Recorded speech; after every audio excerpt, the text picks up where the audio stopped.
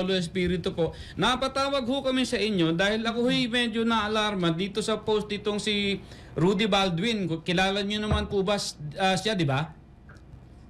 Well, nababasa ko yung mga post niya, yung iba, pero hindi ko naman siya pinafollow. Opo, pero yun nga po, dumaan din lang sa wall ko ito, pero ako'y medyo na-alarma dahil medyo mataas na rin po ang engagement eh.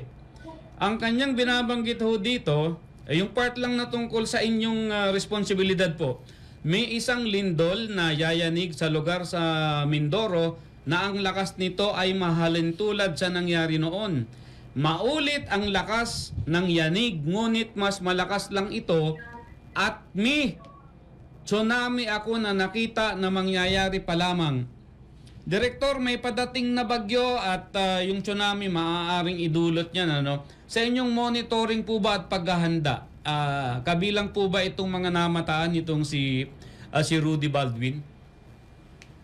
Again, para sa amin, wala po kasi technology that can exactly tell us when an earthquake would happen. So, pero respeto po natin ang paniniwala ng bawat isa. Pero again, gusto ko pong linawin, wala pong scientificong paraan para mahulaan kung kailan at saan tatama ang lindol.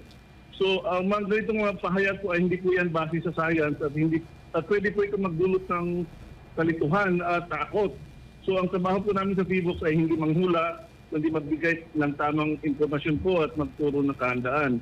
Kaya sa halip na mag-focus po tayo sa prediksyon na katulad ng sinasabi ni Rudy Baldwin, Opo. mas mainam na pagtutuunan po natin ng pansin ang konkretong hakbang gaya ng pagpapalakas ng ating mga bahay at gusali para maging earthquake resilient, pagsali sa mga earthquake drills at paggamit ng mga hazard maps.